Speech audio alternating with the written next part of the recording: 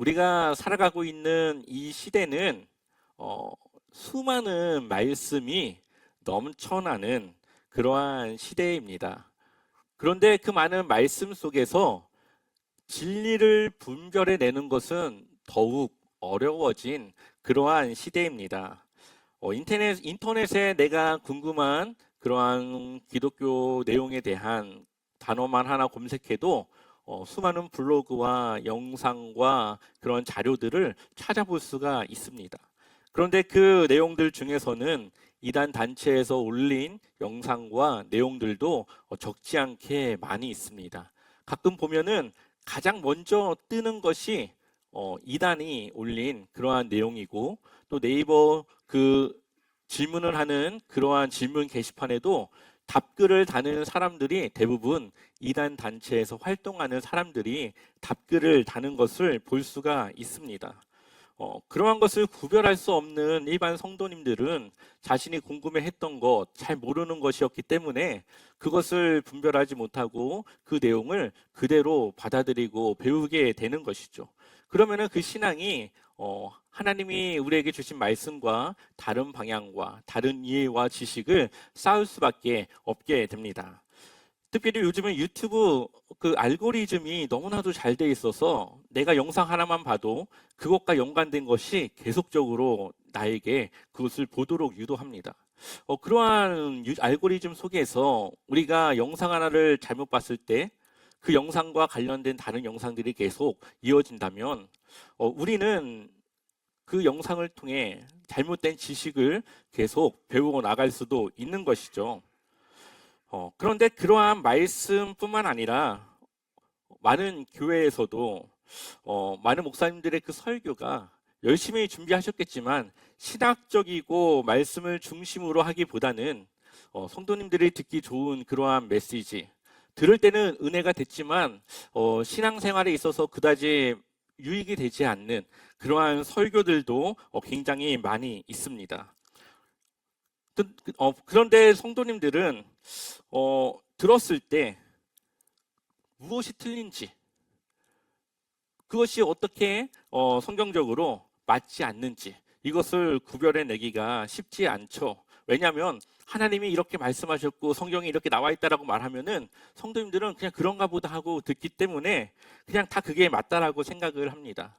근데 이러한 이 시대의 문제가 이 유다서를 썼던 이 사도 시대에도 그러한 문제가 있었다라는 거죠. 이 유다서라고 하는 책은 저자가 누구일까요? 유다겠죠. 이 유다는 뭐 많은 이야기가 있지만 정통적으로는 예수님의 동생 중에 이 유다라고 하는 이 형제가 있는데 그 유다가 이 유다서를 썼던 걸로 보고 있습니다. 그 이유는 1절에서 자신을 야고보의 형제라고 밝히고 있기 때문이죠. 우리 한번 1절 말씀 읽어보겠습니다. 예수 그리스도의 종이요 야고보의 형제인 유다는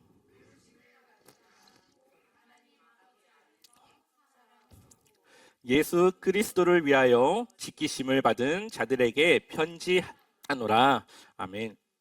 여기서 말하는 야고보는 아마 예수님의 동생, 또 이때 당시 예루살렘 교회 안에 모든 결정권을 가졌던 야고보로 보여지고, 그 야고보의 형제인 유다라고 한다면 당연히 예수님의 형제였던 유다라고 볼 수도 있을 겁니다. 이 야고보도 그렇고 유다도 그렇고 예수님의 공생의 생활 동안 3년간의 그 사역의 기간 동안 예수님을 메시아로 믿지 않았습니다. 왜냐하면 자신의 이 친형인데 메시아라고 하면 얼마나 이게 이상합니까? 믿지 않았지만 이 부활 이후에 그것을 보고 예수님을 메시아로 믿기 시작했고, 이제는 그 주님을 증거하는 증인의 삶을 살아가게 되었다라는 거죠. 이 야고보와 유다가 예수님을 메시아로 인정했다라는 이 사실은 우리에게 굉장한 사실을 주고 있는 겁니다. 누구보다 옆에서 잘 알고 보았고 의심했던 그들이 예수님의 부활을 보았고 예수님을 이제는 자신의 형이라기보다는 메시아로, 그리고 자신을 예수 그리스도의 종이라고 소개하며 이 이야기를 시작하고 있다는 것은 그들이 얼마나 예수님을 철저히 신뢰하고 있고 하나님의 아들 예수 그리스도로 믿고 있는지를 보여주고 있는 것이죠. 근데 이 유다는 왜 이 편지를 썼을까요? 우리 한번 3절 말씀 읽어보겠습니다. 사랑하는 여러분, 나는 여러분에게 우리가 함께 가진 구원에 관해서 편지를 써 보내려고 여러 가지로 애쓰고 있었습니다. 그러던 참에 나는 이제 여러분에게 성도들이 단번에 받은 그 믿음을 지키기 위하여 싸우라고 권하는 편지를 당장 써야 할 필요가 생겼습니다. 아멘. 유다가 편지를 처음 쓰려고 이 페인을 잡은 것은 구원에 관해서 편지를 쓰려고 했습니다.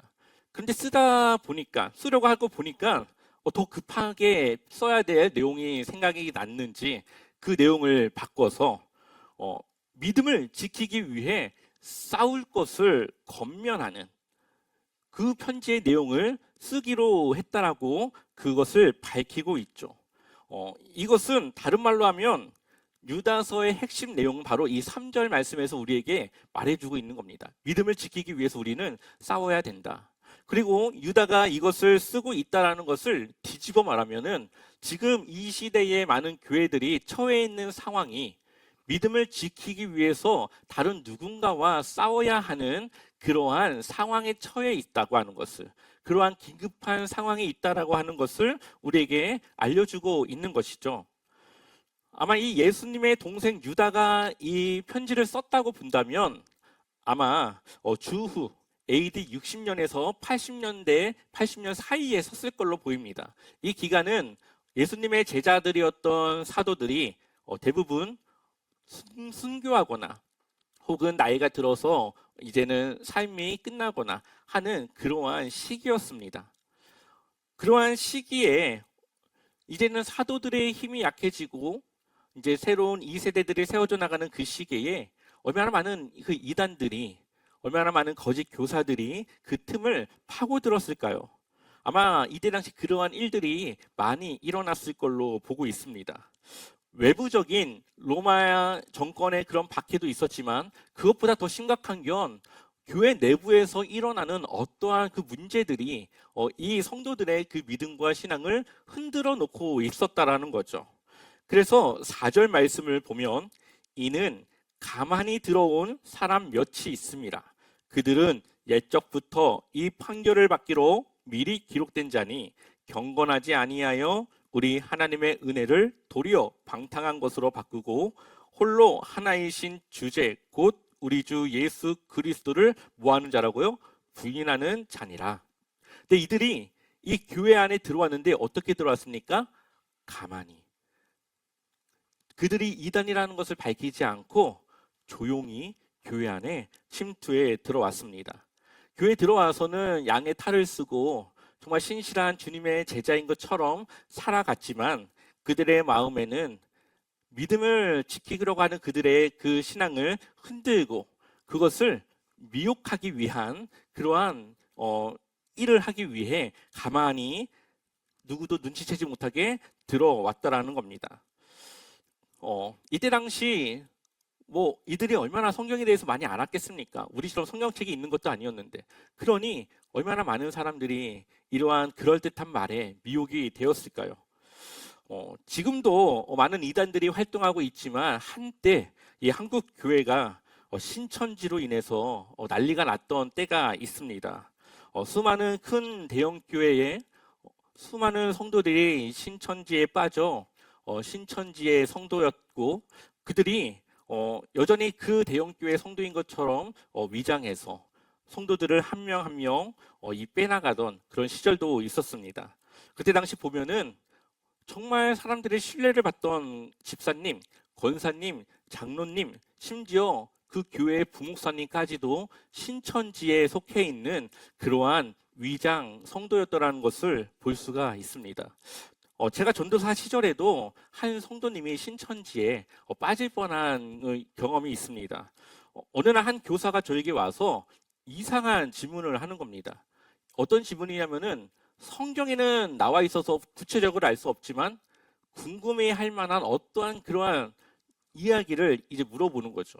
신앙생활과는 전혀 상관없고 그냥 궁금증만 갖게 하는 그러한 질문이었습니다.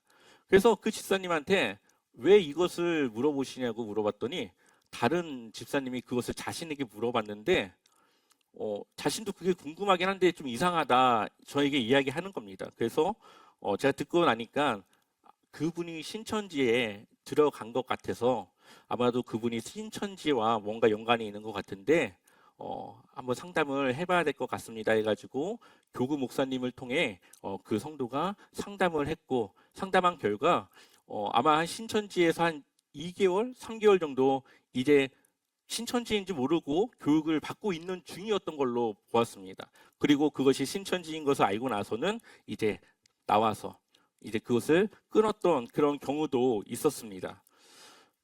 근데 지금도 그러한 일이 일어나고 있고 또한 이때 당시 유다서 이 시대에도 그러한 일들은 지속적으로 있었다라는 것을 보여주고 있죠. 이때 당시 유다서가 보여주는 교회들이 겪고 있는 문제가 세 가지가 있는 것으로 보이는데 첫 번째는 하나님이 주신 은혜를 방탕하고 음란한 것으로 바꾸어 그들이 살아가도록 한 것이고 두 번째는 예수 그리스도가 우리의 삶의 주 되심을 우리의 이 생명의 구원자 되심을 부인하는 그러한 내용이고 세 번째는 예수님과 교회의 권위보다 꿈과 환상의 그러한 신비적인 것에 더 큰 권위를 두고 있었다라는 거죠. 그래서 유다서 1장 8절 말씀을 우리 한번 읽어보겠습니다. 그러한데 꿈꾸는 이 사람들도 그와 같이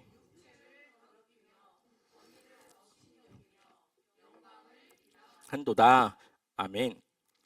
꿈꾸는 이 사람들도 그러니까 신비적인 어떠한 일들을 행하거나 체험하고 경험하는 이 사람들도 육체를 더럽히고 교회의 권위를 업신여기며 영광을 비방하고 있다라고 말하고 있습니다.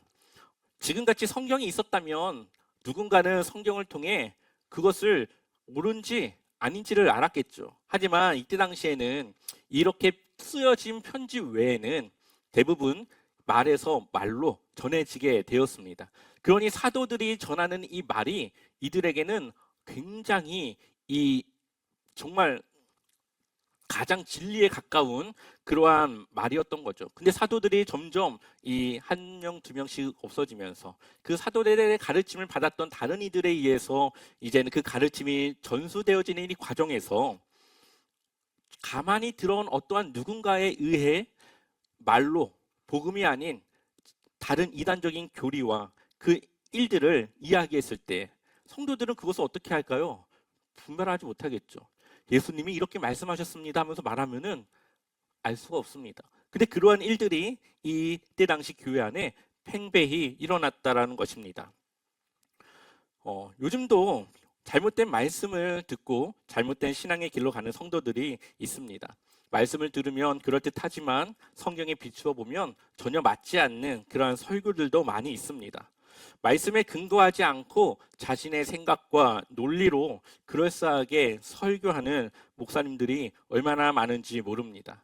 성도들을 모으기 위해서, 사람들의 인정을 받기 위해서, 사람들에게 듣기 좋은 말을 통해 그 사람들의 마음을 자신의 그러한 손안에 넣기 위해서 그러한 일들을 많이 하고 있습니다. 마치 예레미야 시대에 거짓 선지자였던 하나냐 이 선지자와 같이 사람들이 듣기 좋은 말들을 맞춰가지고 전하고 있는 것이죠. 그래서 이단들도 성경을 부정하진 않습니다. 오히려 이 성경을 연구해서 어떻게 이것을 자신들을 위한 도구로 사용할지를 연구하고 사용하는 그런 도구로 사용하고 있죠. 그래서 이 유다는 이단에 대해서 이렇게 표현하고 있습니다. 우리 한번 12절 말씀 읽어보겠습니다. 이 사람들은 함께 먹을 때에 자기 배만 불리면서 겁없이 먹어대므로 여러분의 애찬을 망치는 암초입니다. 그들은 바람에 밀려다니면서 비를 내리지 않는 구름이요 가을이 되어도 열매 하나 없이 죽고 또 죽어서 뿌리째 뽑힌 나무요. 아멘. 구름이긴 구름인데 뭐가 없습니까? 비가 없어요. 물이 없어요. 구름은 비를 내리기 위해 존재하는 건데 모습은 구름이지만 구름이 해야 될 일을 할 수 없는 겉모습만 구름인 그런 상태이죠. 또한 가을이 되어도 열매 하나 맺을 수 없는 나무이지만 나무의 역할을 할 수 없는 그러한 모습이라고 말하고 있습니다. 이단은 겉으로는 누구보다 신실한 그리스도인인 것처럼 보여지지만 그 속에는 진리가 없고 성령이 없다라고 이야기하고 있는 것이죠. 이 시대에 신사도 운동이라고 하는 그러한 것이 있습니다. 아마 제가 예전에 이단 강의를 하면서 한번 들려줬던 적이 있는데, 이들은 지금도 이때 당시의 사도가 지금대로 세워지고 있다라고 믿고 있고, 또한 하나님의 그 능력이 꿈으로, 환상으로, 예언으로 하나님께서 직접 이 시대에도 우리에게 말씀하고 있다라고 주장을 하고 있습니다. 그러다 보니까 성경보다도 누군가의 예언, 누군가의 그러한 계시가 더 우위에서 사람들을 유혹하고 미혹하고 있는 그러한 실정입니다. 그들이 하는 것이 어떻게 보면은 성령께서 정말 그 사람을 통해 무언가 역사하는 것처럼 보여지지만, 사실은 그것은 오히려 하나님의 그 말씀의 권위를 무시하는 그러한 행위임을 우리는 기억해야 됩니다. 사실 제가 지금 여러분들에게 이것이 문제가 된다라고 이야기하니까 여러분들이 문제가 되는구나 생각을 하지, 만약에 우리 교회에서 누군가가 이러한 뭔가에 대한 신비의 그 체험과 일을 한다고 생각해 보십시오. 그럼 그 사람이 뭔가 좀 특별하고 정말 그 사람을 통해서 하나님이 뭔가 일한다고 생각하지 않겠습니까? 그러나 이 시대는 온전히 하나님의 말씀이 주어졌고, 그러한 성령의 신비로운 그런 것이 없어도 충분히 우리는 신앙생활을 통해, 이 말씀을 통해 하나님을 위한 삶을 충분히 살아갈 수 있는 시대입니다. 하나님은 지금 이 말씀을 통해 우리에게 이야기하시고 우리를 움직이시지, 그런 신비적인 현상으로 우리를 이끌어가지 않습니다. 그래서 유다는 19절에 이 사람들은 분열을 일으키는 자며, 어디에 속한 자요? 육에 속한 자며 성령이 없는 자니라. 신비한 그러한 꿈과 예언과 계시를 그들이 말하지만 정작 그들 안에는 성령이 없다라고 말하고 있습니다. 우리는 성경을 통해 하나님에 대해서 알 수 있고, 우리가 누구인지 알 수 있고, 우리가 어떻게 살아가야 되는지, 하나님이 우리에게 무엇을 원하시는지, 우리에게 필요한 것은 무엇인지, 우리는 이 성경을 통해 다 알 수가 있습니다. 그렇기 때문에 하나님은 이 말씀 외에 다른 것을 더하시지 않습니다. 누군가 특별한 능력을 보이고 병을 고치고 사람의 마음을 깨뜨려 보아서 그 사람의 문제를 말하지 않아도 알 수 있고, 또한 그 사람의 가까운 미래를 보기도 하고, 또한 환상을 통하여서 다른 누군가의 그러한 일어날 일을 미리 안다라고 한다면, 과연 그 사람은 여러분들보다 믿음이 더 좋은 사람일까요? 그 사람은 여러분들보다 믿음이 더 좋고 신실하고 거룩하여서 그러한 일을 행하는 사람일까요? 만약 그것을 그렇게 말한다고 한다면 그 사람은 하나님의 말씀을 모르는 사람입니다. 오히려 그렇다고 한다면 더 겸손해야 되고, 그것을 다른 누군가의 해로 여기지 않도록 그것을 때로는 감출 수 있어야 되죠. 그리고 또한 그러한 일을 한다고 해서 그것이 다 하나님이 행하시는 일이라고 볼 수도 없습니다. 왜냐하면 예수님은 마태복음을 통해 그러한 일을 했다 하더라도 그들을 모른다고 하시기 때문이죠. 마태복음 27장 20절을 보면 그들의 열매로 그들을 알리라. 21절에 나더러 주여 주여 하는 자마다 다 천국에 들어갈 것이 아니요 다만 하늘에 계신 내 아버지의 뭐대로요? 뜻대로 행하는 자라야, 하나님 말씀대로 행하는 자라야 그 하나님 나라를 들어갑니다. 22절에 그날에 많은 사람이 나더러 이르되 주여 주여 우리가 주의 이름으로 선지자 노릇하며 주의 이름으로 귀신을 쫓아내며 주의 이름으로 많은 권능을 행하지 아니하였나이까 하리니, 우리 23절 다 같이 읽어볼게요. 그때에 내가 그들에게 밝히 말하되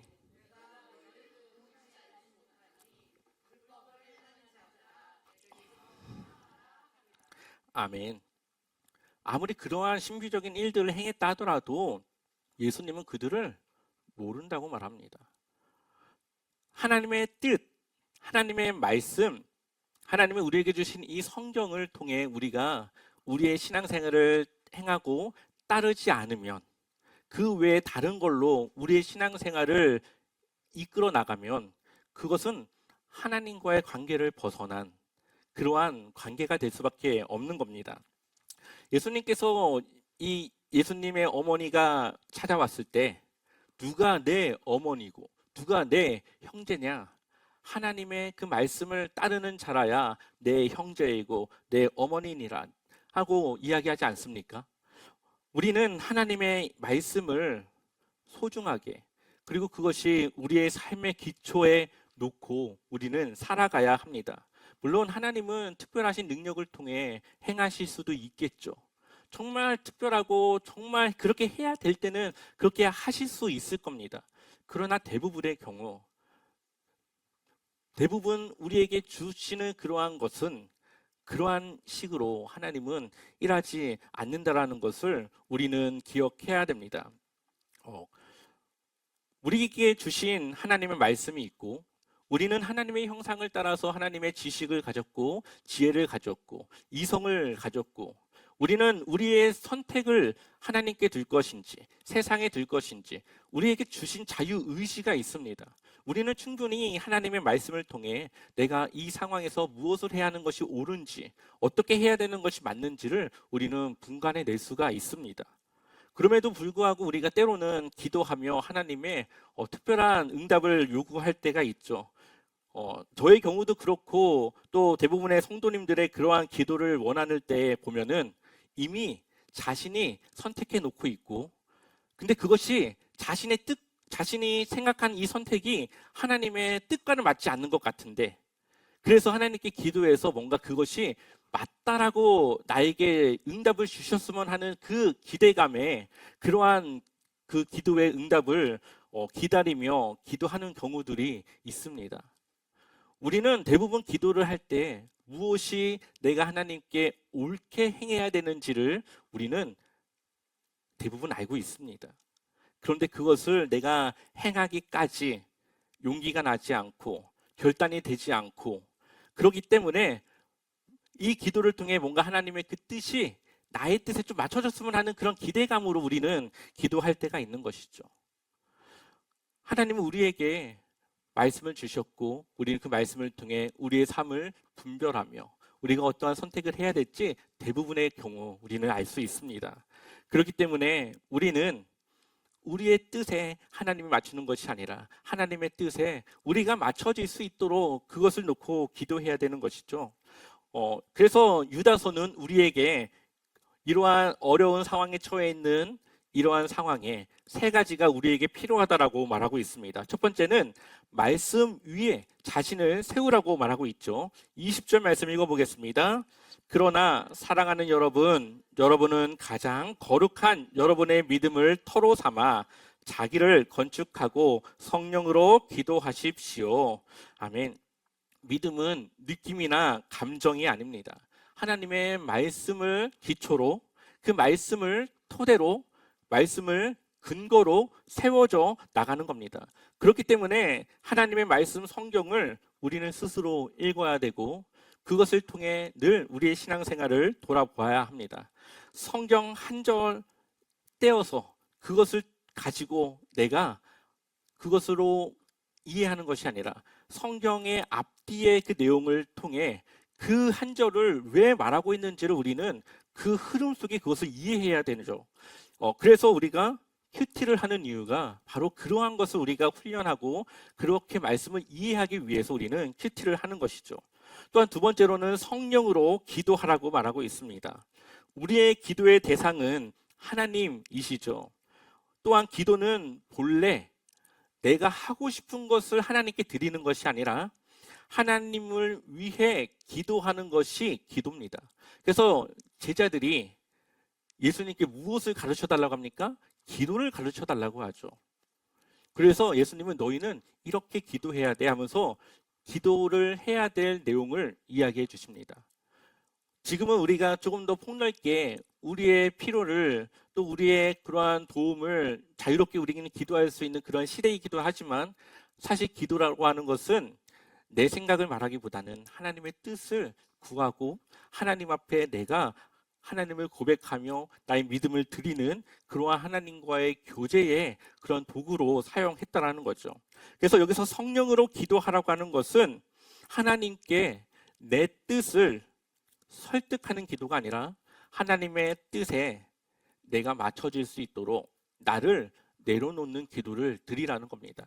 예수님께서 십자가를 지시기 전에 예수님의 뜻이 있었고 예수님이 원하시는 것이 있었지만 예수님의 기도는 하나님의 뜻에 예수님이 순종할 수 있기를 기도했던 것을 우리는 기도의 모범으로 그러한 기도의 그 뜻을 구하는 것으로 이해할 수 있어야 되죠. 그렇기 때문에 우리는 하나님의 뜻을 늘 구하며 하나님의 그 말씀을 우리는 기억해야 되는 것이죠. 마지막 세 번째로는 사랑으로 서로를 지켜야 한다라고 말하고 있습니다.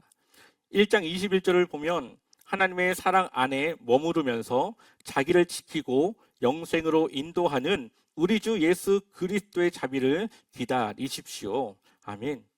유다는 믿음이 흔들리는 자를 긍휼히 여기라고 말하고 있습니다. 그러나 죄에 대해서 또한 그러한 미혹되어져서 하나님의 말씀과 멀어진 그 사람을 긍휼히 여기되 경계하고 조심하라고 말하고 있습니다. 그래서 22절과 23절을 읽어보겠습니다. 어떤 의심하는 자들을 긍휼히 여기라. 23절도 같이 읽어보겠습니다.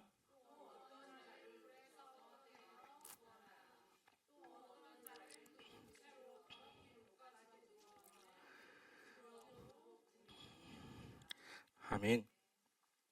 혹시 우리 공동체 안에 누군가가 말씀을 의심하며 믿지 못하고 정말로 하나님의 말씀이 아닌 다른 걸로 자신의 믿음의 생활을 채워나가려고 한다면 우리는 주님이 주신 그 사랑으로 긍휼으로 그 사람을 대해야 합니다.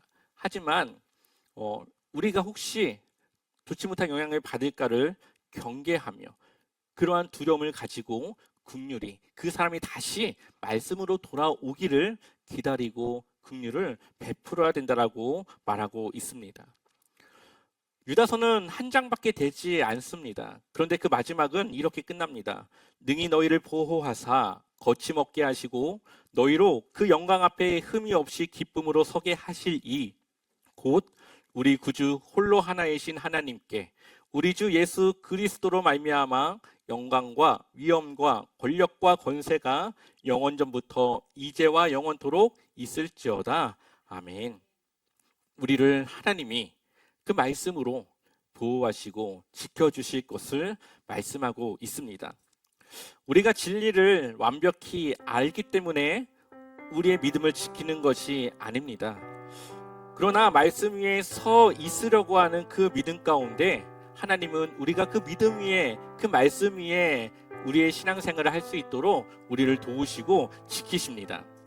말씀이 넘쳐나는 지금 이 시대일수록 우리는 더 깊이 그리고 더 분명하게 성경 위에 말씀 위에 그 기초를 다져 우리의 삶을 쌓아갈 수 있어야 됩니다. 유다는 이 혼란한 시대를 살아가는 성도들에게 세 가지를 붙들라고 말하고 있죠. 말씀 위에 서고 성령의 인도하심 안에 기도하고 서로를 지키기를 힘쓰라고 말하고 있습니다. 이렇게 여러분의 삶이 하나님의 그 말씀 위에 그 기초 위에 세워져 가시기를, 그래서 하나님의 그 주시는 그 길을 그 거룩한 삶으로 채워가시기를 주님의 이름으로 간절히 축원합니다.